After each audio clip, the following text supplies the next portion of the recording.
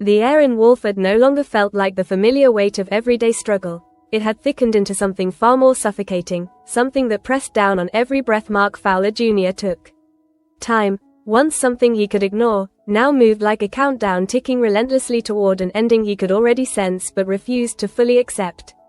The number, £200,000, echoed in his mind like a death sentence carved into stone, each repetition tightening the invisible noose around his neck. He had always believed that problems in Albert Square, no matter how explosive, could eventually be talked down, bargained away, or buried under another layer of lies. But this was different. This wasn't gossip, betrayal, or another messy family fallout.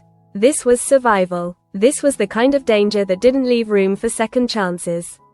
And deep down, Mark knew exactly when everything had crossed the line, from desperation into something far darker. It had started with his father. Grant Mitchell had walked into the situation believing he could fix it, believing that history, shared drinks, old alliances, unspoken debts, still meant something in a world that had long since stopped playing by those rules. But the past, as Walford had proven time and time again, never stayed buried in a way that protected anyone. It only waited for the right moment to return and demand payment with interest. And Russell had collected. Mark could still see the moment everything shifted, not in the words themselves, but in the silence that followed. The kind of silence that swallowed hope whole. His father's attempt to negotiate hadn't just failed, it had detonated whatever fragile balance had existed. Russell hadn't simply refused, he had escalated, doubled the debt, tightened the deadline, and worst of all, made it brutally clear that this wasn't business anymore, it was personal. By the time Mark found out, it was already too late. The image of Vicky Fowler being threatened in her own home burned into his mind like a warning he couldn't ignore. This wasn't just about him anymore. It was spreading, infecting the people around him, turning his mistake into the danger.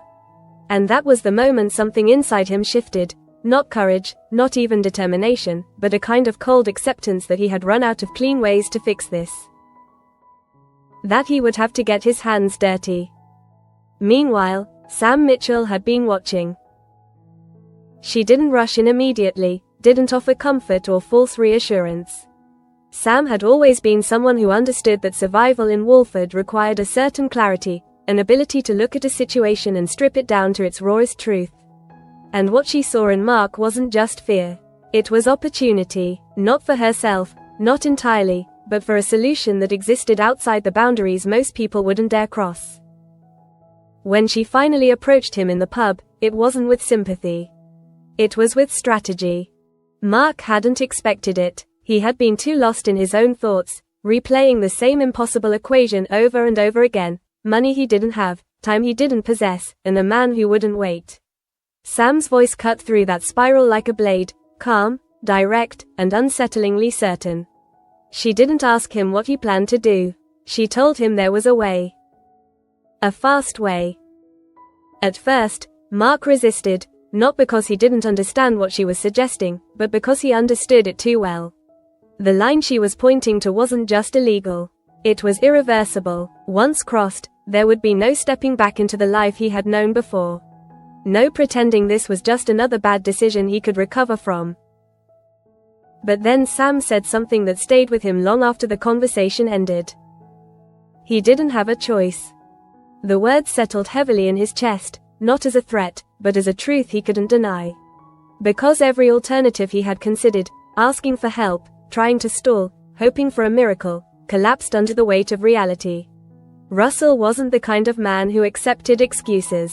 And time wasn't the kind of ally that offered extensions. So Mark listened. As all this was happening, the plan began to take shape, not as something impulsive, but as something disturbingly calculated. Sam laid it out piece by piece, each step designed to solve a problem Mark hadn't even realized he needed to address. Selling stolen cars wasn't enough. Not if he wanted to move them quickly, quietly, and without raising suspicion from Lauren Branning. Lauren.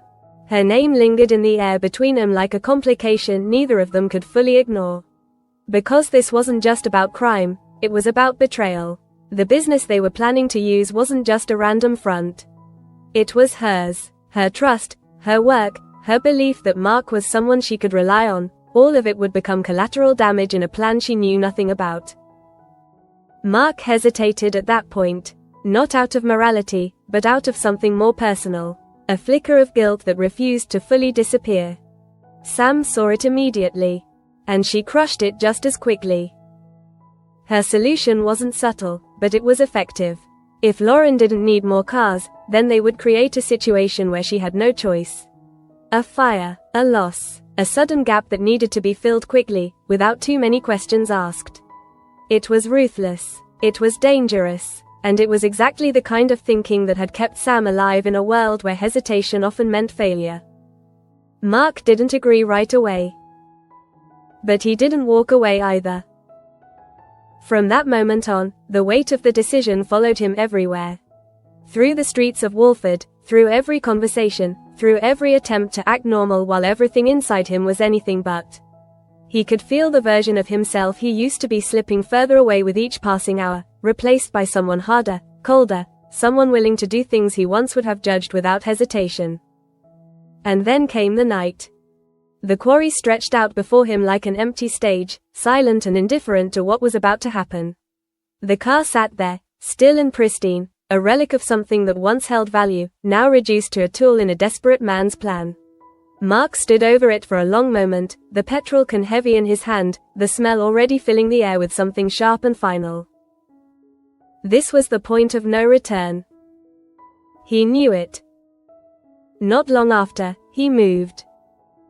The liquid splashed across the metal surface, each drop sealing the decision he had been trying to avoid.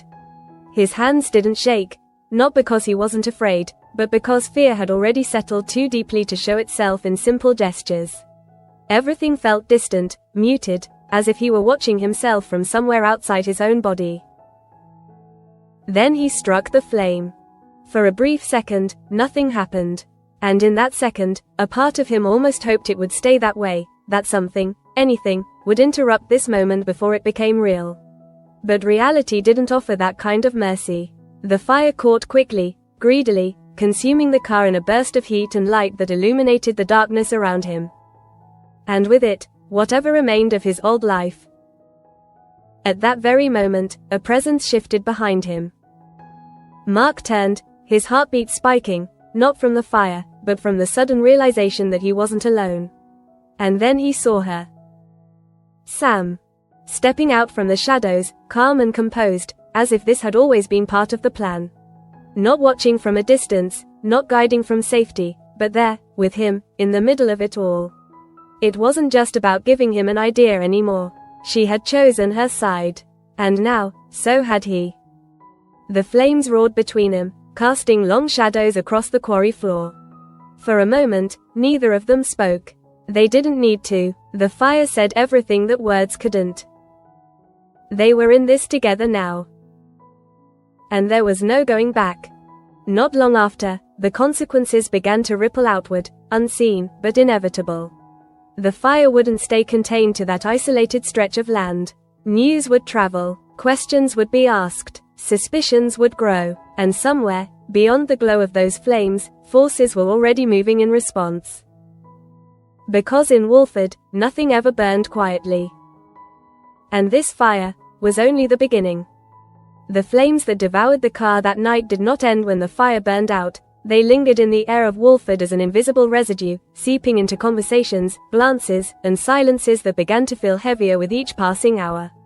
By the following morning, the story had already started to circulate, reshaped and exaggerated with every retelling, until it became something larger than the act itself, a warning that something darker had taken root beneath the surface of the square. For Mark Fowler Jr., the aftermath did not arrive all at once but unfolded in slow, suffocating waves. At first, there was a strange, almost disorienting calm, as though the world had chosen to pause before delivering its judgment. He moved through familiar spaces, the pub, the streets, the car lot, with a forced steadiness, carefully maintaining the illusion that nothing had changed, even as the weight of what he had done pressed against him from within. However, that illusion began to fracture the moment whispers reached the square. The news of the torched vehicle spread quickly, carried through casual conversations that masked underlying suspicion. It was not just the fire itself that unsettled people, but what it implied, a deliberate act, calculated and controlled, not the result of chance or accident. In a place like Walford, where every misfortune was inevitably tied to someone's past or present, it did not take long for curiosity to sharpen into doubt. Max Branning was among the first to sense that something was wrong. Max had never been someone who accepted events at face value, and the timing of the fire struck him as too convenient to ignore. His instincts, honed by years of navigating deception and betrayal, pushed him to look beyond the surface narrative. The more he considered the situation, the more inconsistencies he found, each one feeding a growing suspicion that this was not an isolated incident but part of something far more deliberate. Meanwhile, Lauren Branning found herself caught in the center of a confusion she could not immediately unravel. The destruction of the car lot's inventory was not just a financial setback, it was a disruption that forced her to reconsider every recent decision, every interaction, every assumption she had made about the people she trusted. The realization that someone might have orchestrated this from within her own circle unsettled her in a way that went beyond anger or frustration. When she confronted Mark, the tension between them shifted into something fragile and unpredictable. There was a moment, brief but significant, in which Mark considered telling her the truth. It flickered in his expression, in the hesitation that interrupted his carefully constructed composure. Yet the truth, once spoken, would not only destroy his relationship with Lauren but would also expose the entire plan, unraveling the one path he had left to survive. And instead of honesty, he chose silence. That silence might have condemned him if not for Sam. Sam Mitchell stepped in with the precision of someone who understood exactly how fragile the situation had become. She did not merely defend Mark, she redirected the entire narrative. Her explanation was delivered with confidence, structured in a way that filled the gaps in Lauren's understanding while subtly planting doubt where it would do the most damage. The blame shifted. Not abruptly, not obviously, but with a gradual inevitability that made it difficult to challenge. By the time the conversation ended, suspicion had begun to move away from Mark and toward Max, guided by the implication that his history, his temperament, and his tendency to disrupt everything around him made him the most plausible culprit. Lauren did not accept it immediately, but the seed had been planted. Over the next hours, it grew. Every unanswered question, every inconsistency, every moment of unease began to align with the version of events Sam had presented. Doubt transformed into belief, and belief into accusation. When Lauren finally confronted Max, it was not with uncertainty but with conviction, driven by a sense of betrayal that cut deeper than she had expected. For Max, the accusation landed with a force he had not anticipated. He had been prepared for suspicion, even for confrontation, but not for the realization that someone close to him could so quickly turn against him. The look in Lauren's eyes, cold, resolute, unwilling to consider his innocence, carried a weight that no argument could easily dislodge. It was not just about the fire anymore. It was about trust, and once that had been broken, the truth became secondary. As all this was happening, Mark found himself trapped between relief and dread. Relief, because the immediate threat of exposure had been deflected. Dread, because the cost of that deflection was beginning to reveal itself in ways he could not control. Watching Lauren distance herself from Max, seeing the fracture form within their relationship, forced him to confront the reality that his actions were no longer contained to his own survival. They were spreading outward, altering the lives of others in ways that could not be undone. That realization did not stop him. It could not. Because while suspicion and conflict rippled through Walford, the true danger remained unchanged, and it was still closing in. Russell did not care about the fire, about Max, or about any of the shifting dynamics within the square. His focus remained fixed on one thing, the debt. And with each passing day, his pressure intensified, not through constant presence, but through calculated reminders that ensured Mark never forgot the consequences of failure. The messages became colder, more direct, more final. Each warning stripped away another layer of hope, leaving behind a stark reality that Mark could no longer avoid. The money he had hoped to raise through Sam's plan was not materializing fast enough, and the gap between what he needed and what he had continued to widen. Every attempt to move forward seemed to circle back to the same point of insufficiency, reinforcing the sense that he was running out of time. Meanwhile, Grant Mitchell moved with a different urgency. Determined to undo the damage he had caused, Grant focused on securing the funds necessary to resolve the situation. Selling the bar in Portugal was not just a financial decision, it was an admission of responsibility, a willingness to sacrifice something significant in order to protect his son.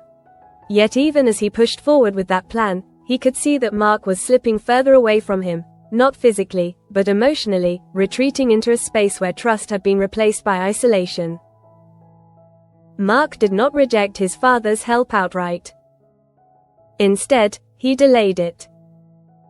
He insisted that he could handle the situation himself, clinging to the belief that accepting Grant's solution would mean surrendering control over the only aspect of his life he still felt he could influence. Beneath that insistence was something deeper, a fear that even with the money, the consequences of what had already been set in motion would not simply disappear. And in that fear, he was not wrong. Because even as Grant worked to secure a way out, and Sam continued to manage the immediate fallout of their actions, something else was quietly taking shape, something neither of them had fully accounted for. Suspicion was no longer contained. It was evolving. Max, now isolated by Lauren's accusations, began to question the narrative that had been imposed on him. His instincts, sharpened by betrayal, pushed him to look closer, to revisit every detail, every conversation, every inconsistency. The more he examined the situation, the more he felt the presence of something hidden just beneath the surface.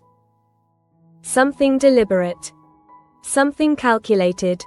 And somewhere in that growing awareness, the fragile balance that Sam had constructed began to show signs of strain. Not long after, the atmosphere in Walford shifted again. It was subtle at first, almost imperceptible, but for those paying attention, it was unmistakable. Conversations became more guarded, glances lingered longer than necessary. The sense of unease that had followed the fire began to deepen, transforming into a collective awareness that the situation was far from resolved. For Mark, that shift felt like the tightening of a trap. He could sense it in the way people looked at him, even if they said nothing. In the pauses that stretched just a little too long. In the silence that followed certain questions. It was as if the square itself was beginning to close in around him, each passing moment narrowing the space in which he could move without being seen. And yet, despite all of that, the greatest danger remained unseen. Because while suspicion, betrayal, and desperation tore through Walford, Russell was still waiting. Watching. And preparing to act. The fragile illusion that had settled over Walford after the fire did not last long, because tension of that magnitude could never remain contained without eventually breaking through. What had begun as quiet suspicion gradually transformed into something more palpable, something that lingered in every interaction and subtly altered the rhythm of life in the square. It was no longer just about a burned car or a damaged business. It had become a question of trust, of hidden motives, of who was capable of crossing a line that most people still believed existed. For Mark Fowler Jr., that growing atmosphere felt less like a background shift and more like a tightening vice. Each passing day stripped away another layer of control, leaving him increasingly exposed to the consequences of decisions he could no longer undo. Even when he tried to focus on the immediate goal, finding the money, buying time, staying ahead of Russell's threats, his thoughts kept circling back to the same realization: the situation was evolving faster than he could manage. Meanwhile, Sam Mitchell remained outwardly composed, but beneath that composure was a constant recalculation of risk. She had anticipated fallout, even conflict, but the speed at which suspicion had spread and shifted had forced her to adapt more quickly than expected. Her decision to redirect blame toward Max Branning had bought him time, but it had also created a new variable, one she could not fully predict or control. Max, now isolated by the weight of accusation, did not retreat quietly. There was something in him that refused to accept the narrative that had been constructed around him, something that resisted being reduced to a convenient explanation for events that did not align with his own understanding of the situation. His instincts, sharpened by years of navigating betrayal and manipulation, pushed him toward a conclusion that others had not yet reached, that the truth was being deliberately obscured. And once that thought took hold, it did not let go. He began to observe more carefully, to listen more intently, to revisit conversations that had seemed insignificant at the time but now carried new meaning. The more he examined the fragments of information available to him, the clearer it became that the fire was not an isolated act of destruction but part of something larger, something that required planning, coordination, and a willingness to take risks that most people in Walford would avoid. As all this was happening, Lauren Branning found herself caught in a growing internal conflict that she could no longer ignore. Her initial reaction had been driven by emotion, by the shock of the loss and the need to assign responsibility in a way that made sense within her understanding of the people around her. Max, with his history and his unpredictability, had been the easiest explanation, the one that fit the narrative Sam had subtly reinforced.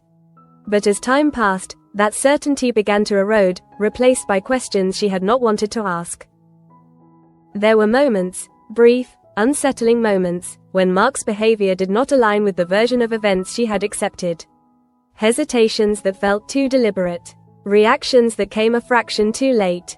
Silences that carried more weight than words. Each inconsistency was small on its own, but together they formed a pattern she could not entirely dismiss. That realization did not lead to immediate confrontation. Instead, it created distance. Lauren began to watch rather than act, to listen rather than accuse, allowing doubt to grow quietly beneath the surface. It was a subtle shift, one that might have gone unnoticed by anyone less attuned to changes in behavior, but for Mark, it was impossible to ignore. He could feel it in the way she looked at him, in the slight hesitation before she spoke, in the absence of the easy trust that had once defined their interactions. Meanwhile, Grant Mitchell continued to push forward with his plan to secure the money, driven by a sense of urgency that only intensified as Russell's threats became more explicit. Every step he took was calculated, every decision shaped by the knowledge that time was no longer a resource they could rely on. Selling the bar in Portugal was not a simple transaction. It was a sacrifice that carried both financial and emotional weight, a final attempt to correct a mistake that had already spiraled beyond his control. However, the more he tried to intervene, the more he encountered resistance from Mark. It was not outright rejection, but something more complicated, a refusal to relinquish control at a moment when control felt like the only thing he had left. Accepting Grant's help would have meant acknowledging that he could not fix this on his own, that the situation had already exceeded his ability to manage it. And for Mark, that admission felt dangerously close to surrender. At the same time, Russell's presence, though not always visible, became increasingly oppressive. He did not need to appear in person to exert influence. His absence was often more effective than direct confrontation. Messages arrived at unpredictable intervals, each one colder than the last, each one reinforcing the same message with brutal clarity. The deadline was approaching, and failure would not be tolerated. There were no negotiations, no second chances, no room for misunderstanding. The effect on Mark was cumulative.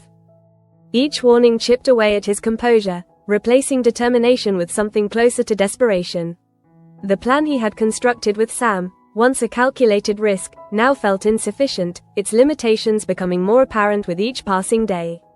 The money was not coming together quickly enough, and the gap between expectation and reality continued to widen in a way that left him with fewer and fewer options.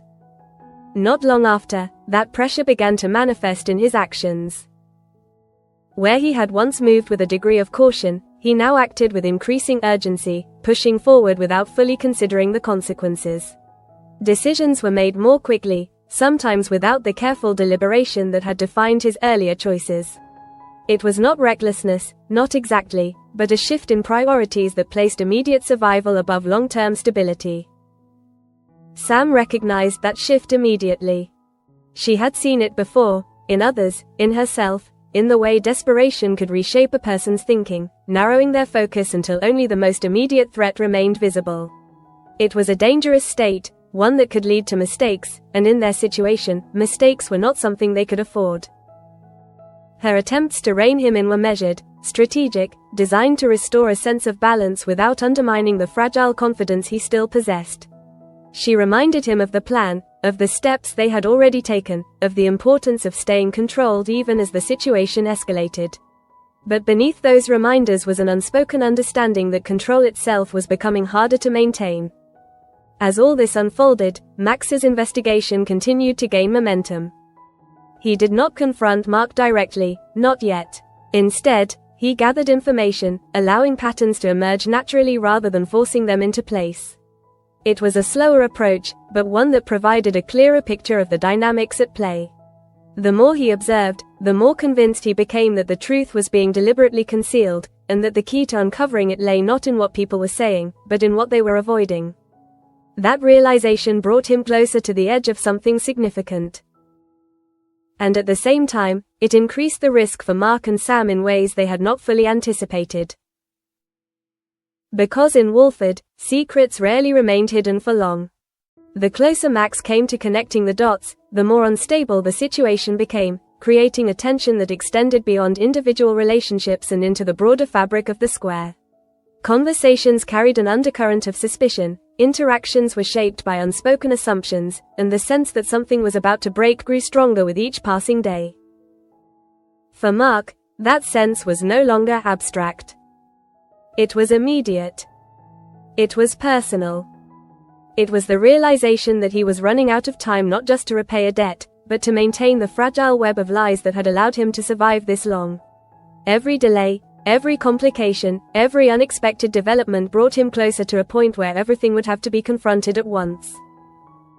And somewhere beyond that point, waiting with the patience of someone who knew exactly how this would end, Russell remained. Not rushing. Not reacting. Simply waiting for the moment when Mark would no longer be able to keep up. Because that moment, when it finally arrived, would not just change everything. It would end it.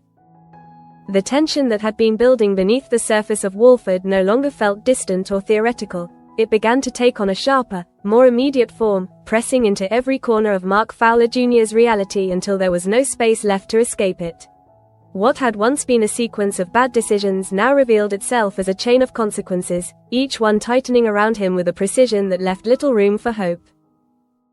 At the same time, the fragile balance that Sam Mitchell had managed to construct through manipulation and quick thinking was starting to show visible cracks.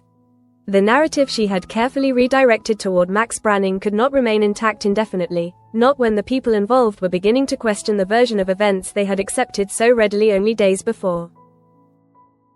For Max, those doubts had already transformed into something far more active.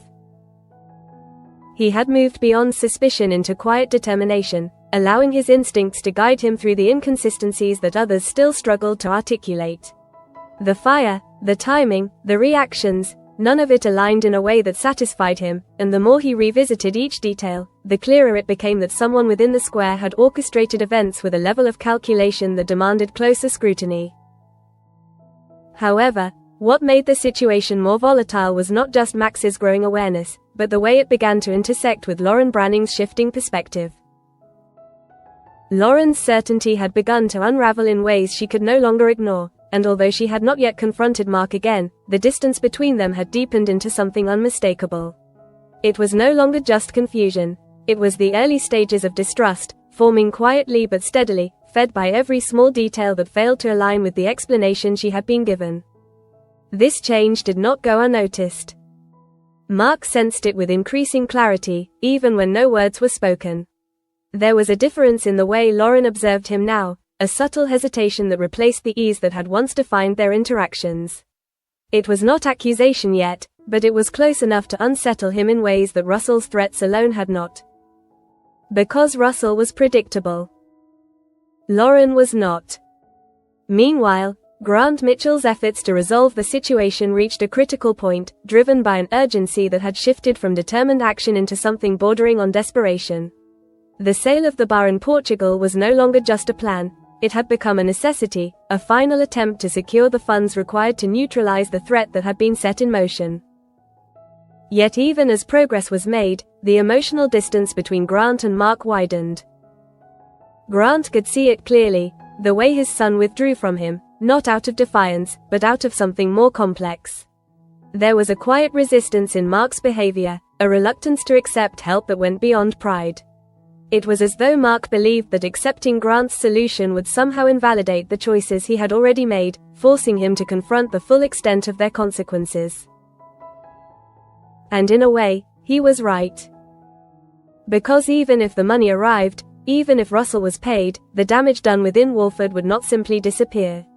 The lies, the manipulation, the fractures in trust, those would remain, shaping everything that followed. As all this was happening, Russell's presence became increasingly suffocating, not through visible action, but through the strategic use of fear. His messages no longer felt like warnings, they felt like countdowns.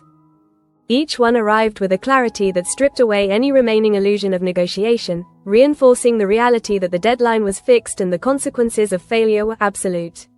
There were no second chances being offered, no opportunity to explain or delay. The terms had been set, and they would be enforced. For Mark, the psychological impact of that pressure reached a new level. The sense of urgency that had driven his earlier decisions evolved into something more volatile, something that began to influence his judgment in ways he could no longer fully control. His thoughts became increasingly focused on immediate survival, narrowing his perspective until long-term consequences seemed distant, almost irrelevant compared to the immediate threat he faced. This shift did not go unnoticed by Sam. She recognized the signs immediately, the subtle changes in his behavior, the growing impatience, the willingness to take greater risks without fully considering their implications. It was a pattern she had seen before, one that often led to mistakes, and in their situation, mistakes could not be contained. Her response was careful but firm. She did not confront him directly, knowing that pushing too hard could cause him to pull away entirely.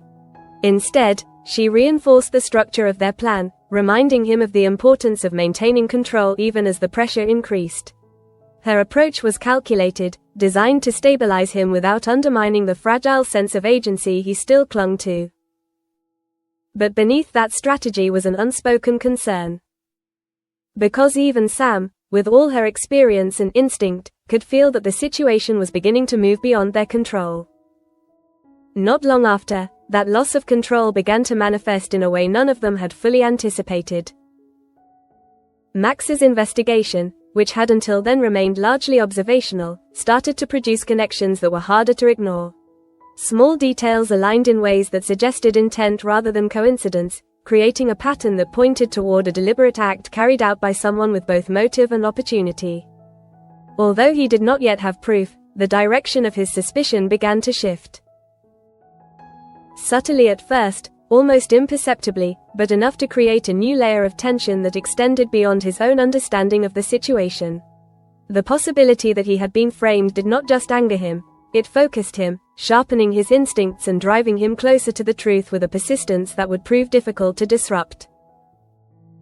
At the same time, Lauren's internal conflict reached a point where inaction was no longer sustainable. The questions she had been avoiding began to demand answers, pushing her toward a confrontation she could no longer delay. Her trust in Mark, once a steady foundation, had been eroded by doubt, and that erosion created a need for clarity that could not be satisfied by silence. However, before that confrontation could fully take shape, the situation shifted once again. Mark received another message from Russell. This one was different. It carried a finality that the previous warnings had only hinted at, a clear indication that time was no longer simply running out, it had almost run out entirely. The language was colder, more direct, leaving no room for interpretation. The deadline was imminent, and failure to meet it would trigger consequences that had been explicitly promised from the beginning. That message changed everything. It forced Mark to confront a reality he had been trying to avoid, that despite everything he had done, everything he had risked, he was still not close enough to securing the money required to save himself. The gap remained, stubborn and unyielding, and the options available to him were rapidly diminishing. In that moment, the plan that had once seemed like a solution began to feel like an incomplete attempt, insufficient to address the scale of the problem he faced. The pressure reached a breaking point. Not in a dramatic explosion, but in a quiet, internal shift that altered the way Mark approached everything that followed. The careful balance he had tried to maintain gave way to a more urgent, more desperate mindset, one that prioritized immediate action over cautious strategy. And that change did not remain hidden for long. Sam saw it. Max sensed it. Lauren felt it. Each in their own way, each responding according to their own understanding of the situation, but all moving toward the same inevitable conclusion, that whatever had been set in motion was approaching a point where it could no longer be contained. Meanwhile, Russell remained exactly where he had always been. Watching, waiting, and preparing to act the moment the balance tipped. Because in his world, there was no uncertainty about how this would end. There was only the question of when. The moment that message arrived, something inside Mark Fowler Jr. shifted in a way that could no longer be disguised or controlled, because it was no longer just fear driving him forward but the unmistakable realization that he had reached the edge of what he could manage alone. Russell's words were not simply another threat layered onto the ones that had come before. They carried a finality that stripped away every illusion Mark had been clinging to, leaving behind a stark and undeniable truth. There was no more time left to negotiate with reality. From that moment on, everything accelerated.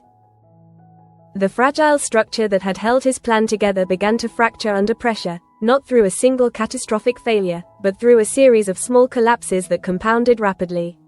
The money he had hoped to gather remained incomplete, the deals he had relied on failed to materialize at the pace he needed, and the risks he had already taken started to feel less like calculated decisions and more like desperate attempts to delay an outcome that was already closing in.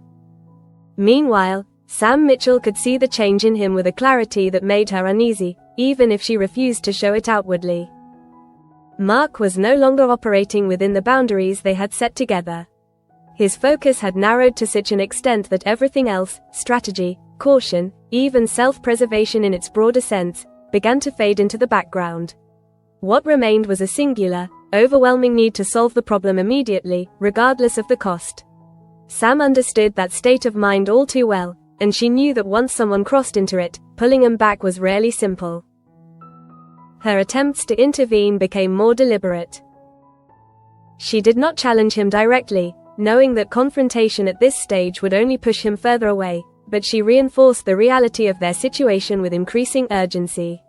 She reminded him that the plan, flawed as it might be, was still their best option, and that acting outside of it would introduce variables neither of them could control.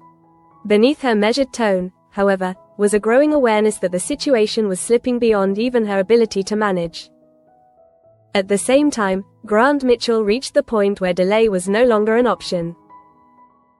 The sale of the bar in Portugal had progressed far enough to offer a real solution, a tangible way to close the gap that still separated Mark from safety. For Grant, this was not just about money. It was about reclaiming a sense of responsibility, about undoing the damage his actions had set in motion before it was too late. Every step he took was driven by that urgency, by the knowledge that if he failed, the consequences would not be limited to financial loss. Yet when he presented that solution to Mark, the response he received was not the relief he had expected. It was resistance. Not loud, not aggressive, but firm in a way that made it difficult to argue against without escalating the situation further. Mark insisted that he could still fix it himself, that he did not need his father's intervention, that accepting the money would only complicate things. The reasoning behind those statements was not entirely logical, but it was rooted in something deeper, a need to maintain control over a situation that had already taken so much from him. Grant recognized that need, but he also recognized its danger. He could see that Mark's refusal was not about independence, but about fear, the fear that even with the money, the consequences of his actions would not simply disappear, and that accepting help would force him to confront that reality more directly than he was ready for.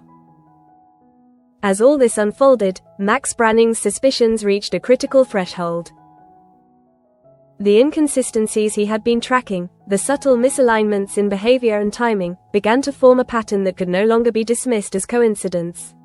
Each piece of information, each observation, pointed toward a conclusion that he had resisted initially but could no longer ignore. He had been set up. That realization did not lead to immediate confrontation. Instead, it sharpened his focus. Max understood that acting too quickly, without sufficient proof, would only reinforce the narrative that had been constructed against him. What he needed was certainty, something undeniable, something that would allow him to dismantle the lie in a way that could not be easily dismissed. And so he continued to watch, to listen, to gather, moving closer to the truth with a patience that made him far more dangerous than he had been before. Meanwhile, Lauren Branning found herself caught in a tension that had become impossible to ignore. The doubts that had been quietly growing within her reached a point where they demanded action, pushing her toward a confrontation she could no longer delay. Her trust in Mark, once instinctive and unshakable, had been eroded by a series of small inconsistencies that now felt too significant to dismiss. Each hesitation, each unexplained reaction, each moment of silence had accumulated into something that required answers. When she finally approached him again, the atmosphere between them carried a weight that neither of them could avoid. Mark could see it immediately, the shift in her expression, the absence of the easy familiarity that had once defined their interactions. This was not the same conversation as before. This was not confusion or frustration. This was something closer to suspicion, sharpened by the need for clarity. And for a moment, the truth almost surfaced. It lingered in the space between them, fragile and dangerous, offering a possibility that could have changed everything.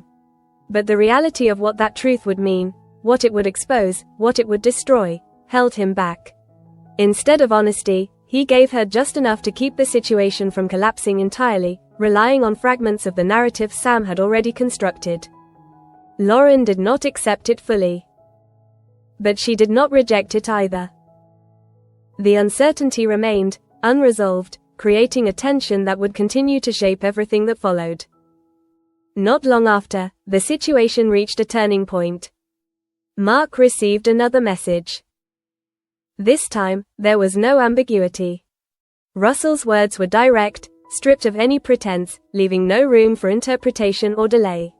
The deadline had arrived, the expectation was clear, and the consequences of failure were no longer framed as a possibility, they were framed as an inevitability. That message did not just increase the pressure. It transformed it. The urgency that had driven Mark's actions up to that point evolved into something far more immediate, far more dangerous. The idea of waiting, of relying on Grant's solution, of maintaining any form of caution, all of it became secondary to a single, overriding objective: survive the next 24 hours. Everything else could come later. Or not at all. As that realization settled in, his behavior shifted in ways that could no longer be ignored. The careful balance he had tried to maintain gave way to a more erratic pattern of decisions, each one driven by the need to act quickly rather than wisely. It was not chaos, not yet, but it was moving in that direction with a speed that made it difficult to contain. Sam saw it. Grant felt it. Max anticipated it. And Lauren, perhaps more than anyone else, sensed that something was about to break. Because the tension that had been building across Walford was no longer something that could be managed through lies or deflection. It had reached a point where reality itself was beginning to push back, forcing every hidden truth, every concealed motive, every fragile alliance toward a moment of exposure. Meanwhile, Russell did not need to act immediately. He had already set everything in motion. The pressure, the fear, the desperation, those were doing his work for him, shaping Mark's decisions in ways that would inevitably lead to the outcome he had intended from the beginning. And somewhere within that tightening web of consequences, a new danger began to take form. Not from within Walford, but from outside it. A danger that would not announce itself.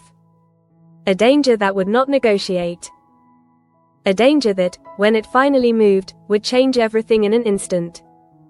The day that followed did not begin like any other in Walford, because beneath the surface of ordinary routines there was a quiet, tightening sense that something irreversible was approaching, something that would not be contained by the familiar rhythms of the square. For Mark Fowler Jr., the world had narrowed to a single point of focus, a constant awareness that every moment passing brought him closer to a confrontation he could no longer avoid or postpone. He moved through the day with a kind of mechanical precision, maintaining appearances out of necessity rather than conviction, aware that any visible crack in his composure would invite questions he could not afford to answer. Yet beneath that surface, the strain had reached a level that was no longer sustainable, manifesting in subtle but unmistakable ways that those closest to him could not entirely ignore. Meanwhile, Sam Mitchell watched that deterioration with increasing concern, even as she continued to present a controlled exterior to everyone else. Her instincts told her that they were approaching a breaking point, that the situation had moved beyond the stage where careful manipulation and calculated risk could guarantee any kind of outcome. The plan they had built together was no longer enough, not because it had failed entirely, but because the scale of the problem had outgrown it. Her attempts to stabilize Mark became more deliberate, more focused on keeping him anchored to reality rather than allowing him to drift further into the kind of desperation that led to irreversible mistakes. She understood that if he lost that anchor completely, there would be no way to predict what he might do next, and in their situation, unpredictability was as dangerous as Russell himself. At the same time, Grant Mitchell reached the limit of his patience.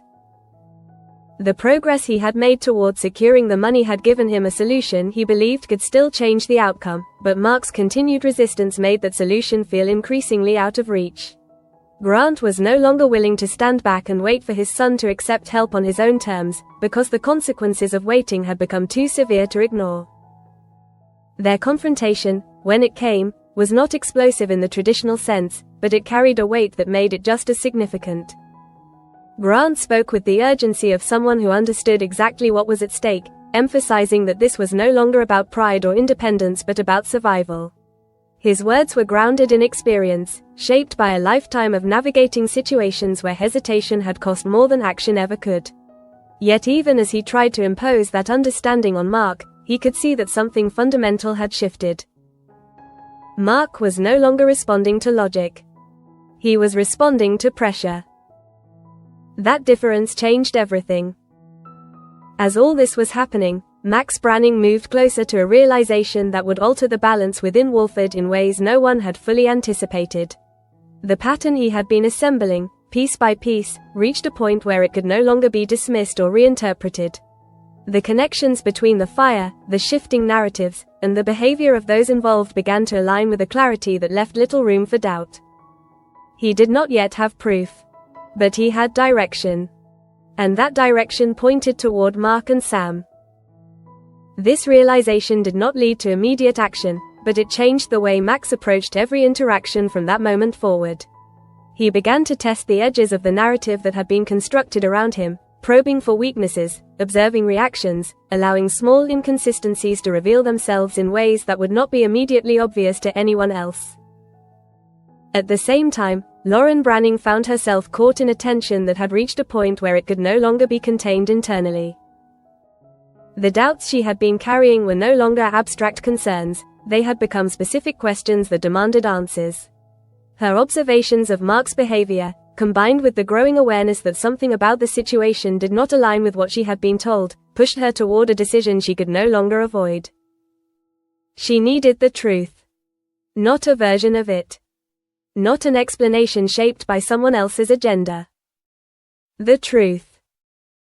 That need did not immediately lead to confrontation, but it altered the way she engaged with everyone involved, creating a distance that was both protective and investigative.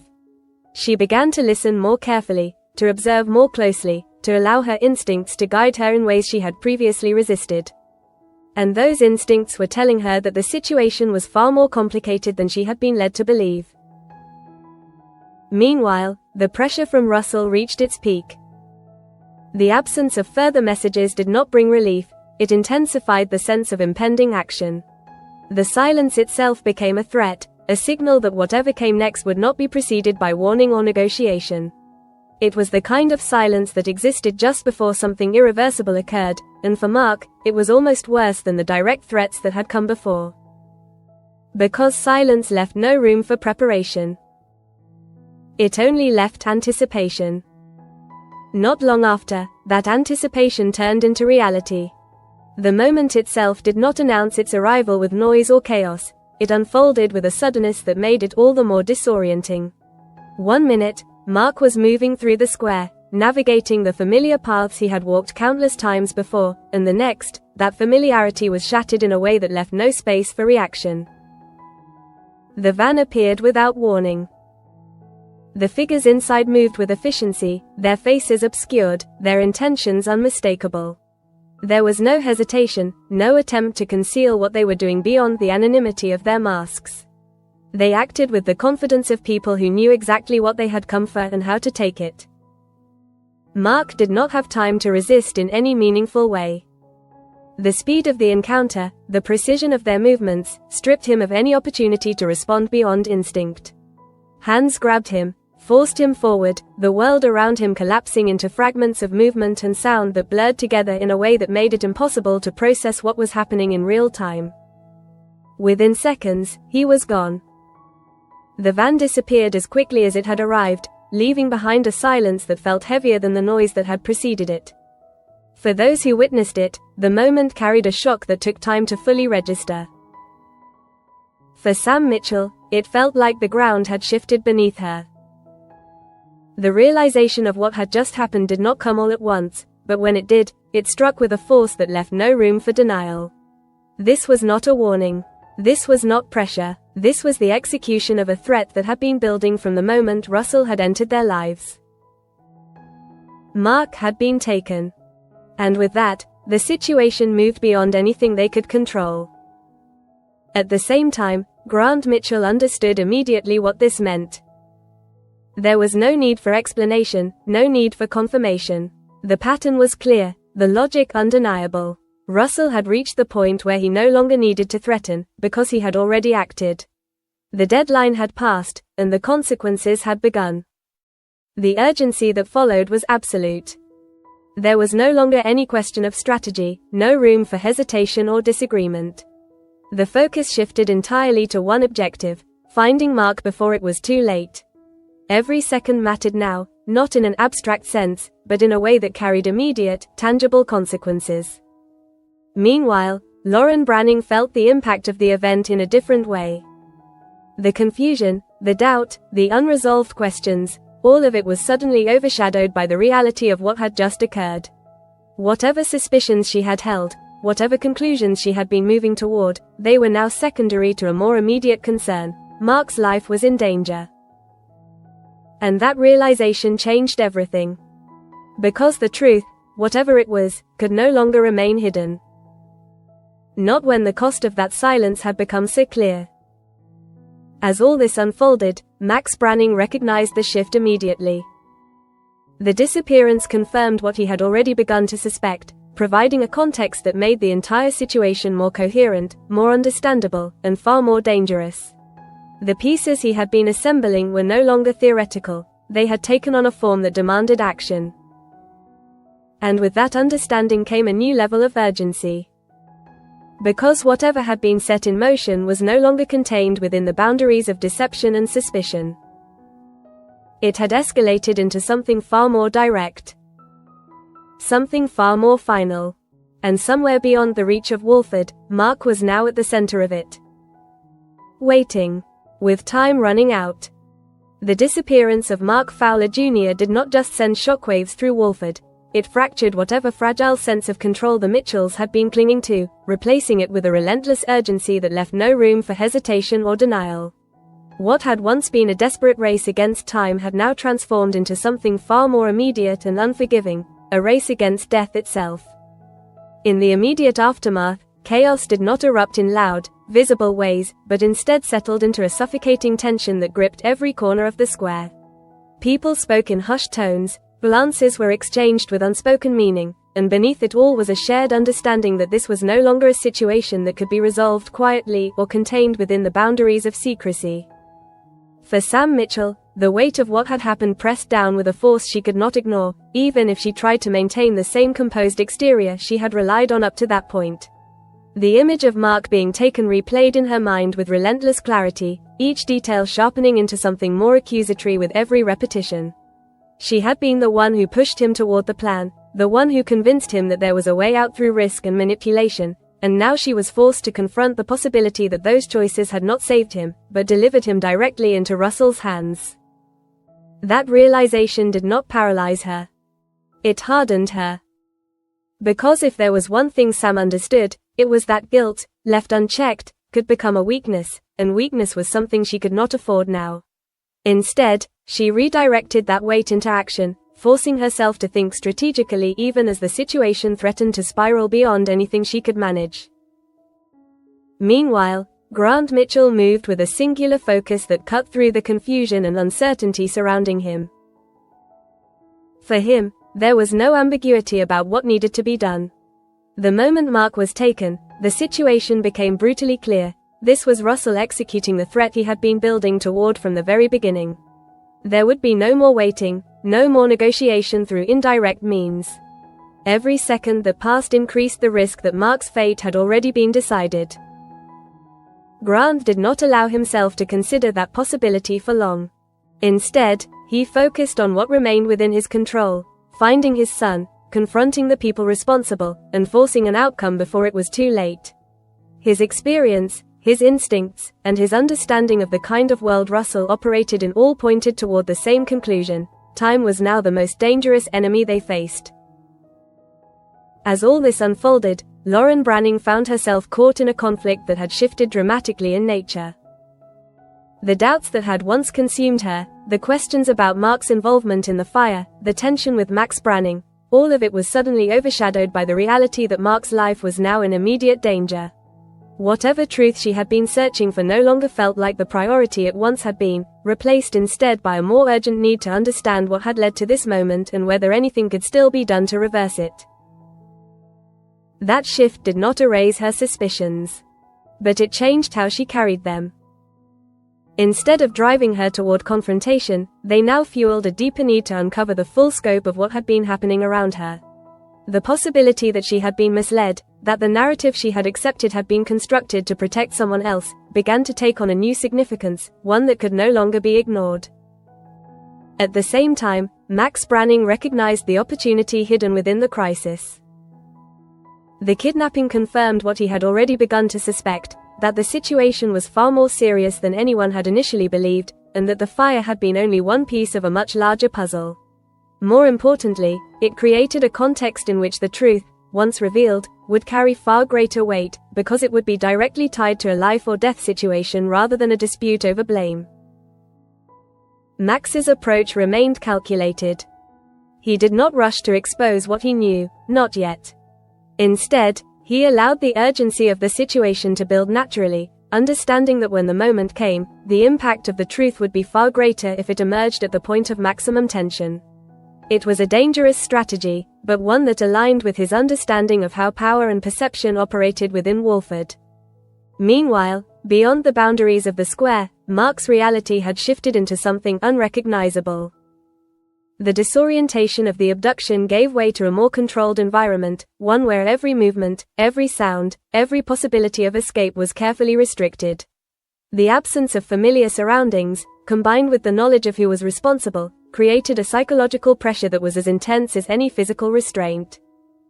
He understood where this would lead. Not in exact terms, but in principle.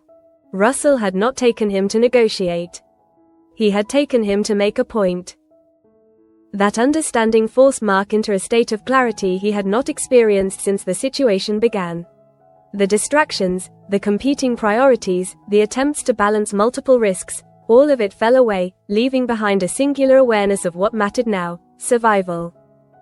Back in Walford, the Mitchells began to mobilize.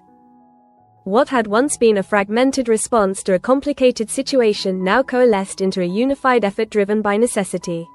The divisions, the disagreements, the underlying tensions, all of it became secondary to the immediate goal of bringing Mark back alive.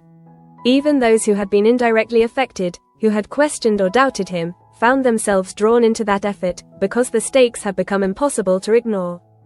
Sam took on a central role in that process.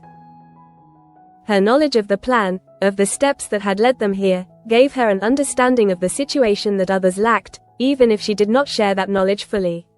She worked alongside Grant, aligning her instincts with his experience, creating a dynamic that was both tense and effective.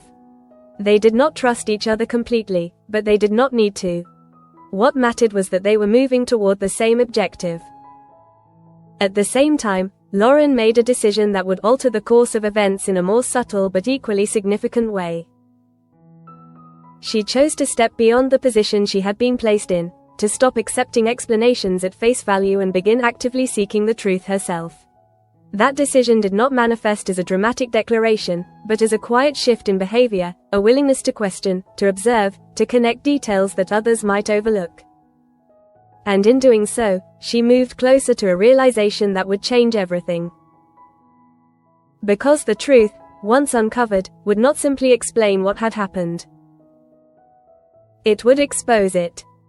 Not long after, the tension within Walford reached a level where it could no longer be contained by silence